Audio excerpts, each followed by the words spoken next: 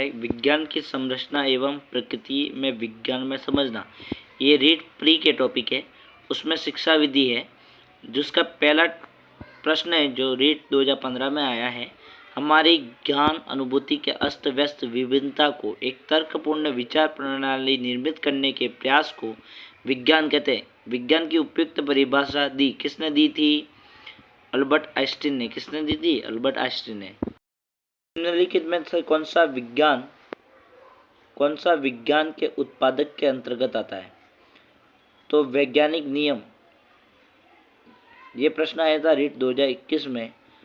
और वैज्ञानिक नियम। निम्नलिखित में से कौन सा विज्ञान के उत्पादक के अंतर्गत आता है? तो वैज्ञानिक नियम विज्ञान के उत्पादक के अंतर्गत आता है। ये प्रश्न आया था रीट 2017 में। ये प्रश्न इम्पोर्टेंट है, एक बार रीट की परीक्षा देने से पूर्व पढ़ के जरूर जावे। विज्ञान शिक्षण में सुधार के लिए इंडियन पार्लियामेंट्री एवं साइंटिफिक कमेटी की स्थापना किसके द्वारा की गई थी? तो किसके द्वारा की थी? पंडित जवाहरलाल नेहरू के द्वारा की गई थी।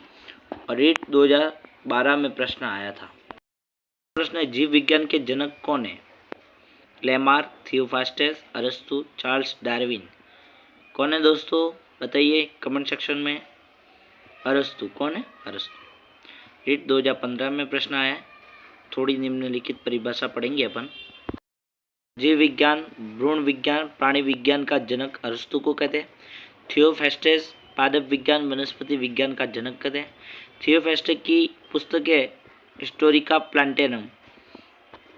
और लेमार्क व डार्विन द्वारा जैव विकास के सिद्धांत दिए गए थे दोस्तों। निम्न में से कौन सा कथन सही नहीं है? रीड 2011 में पूछा गया था। शिक्षा कार्यक्रम में उद्देश्य दिशा निर्देशन का कार्य करते हैं। केवल विद्यालय कार्यक्रम द्वारा उद्देश्य प्राप्त नहीं कर सकते हैं। प्राप्य उद्देश्य विद्यालय के कार्यक्रम द्वारा प्राप्त किए जा सकते हैं। उद्देश्य एवं प्राप्य उद्देश्य समान है। तो उत्तर होगा चौथा, उद्देश्य एवं प्राप्य उद्देश्य समान है। आत्मक पक्ष से संबंधित उद्देश्य मुख्य रूप से संबंधित है। रीट 2017 में आया था। तो इसका पहला ऑप्शन है ज्ञान, अनुपयोग, अनुमूल्य, बोध। तो क्या होगा दोस्तों? बताइए आप कमेंट सेक्शन में। मूल्यन क्या होगा? तीसरा ऑप्शन राइट होगा। चौथा प्रश्न है, निम्नलिखित में से कौन सा पद गत्यात्मक उद्देश्य के अंतर्गत आता है?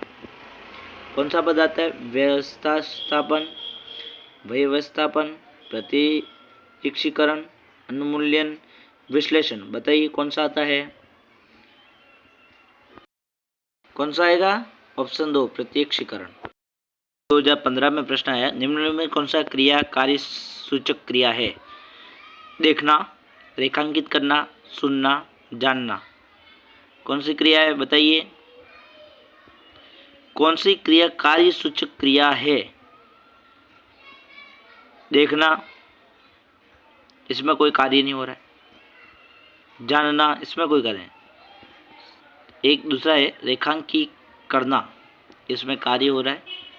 और क्रिया कार्य सूचक क्रिया है। और सुनना, दोनों है, 2 और 3। ये 2017 में आया है, विज्ञान शिक्षण विधि एवं समस्या। उसमें टॉपिक से प्रश्न है, निम्न में कौन सी शिक्षण विधि मानसिक निष्क्रियों को महत्व प्रदान करती है? व्याख्यान युक्त प्रदर्शन विधि, व्याख्यान विधि, समस्या समाधान विधि, प्रयोगशाला विधि। बताइए मानसिक निष्क्रियों को महत्व प्रदान करती है, कौन सी विधि होगी? तो होगा ऑप्शन 3, समस्या समाधान विधि।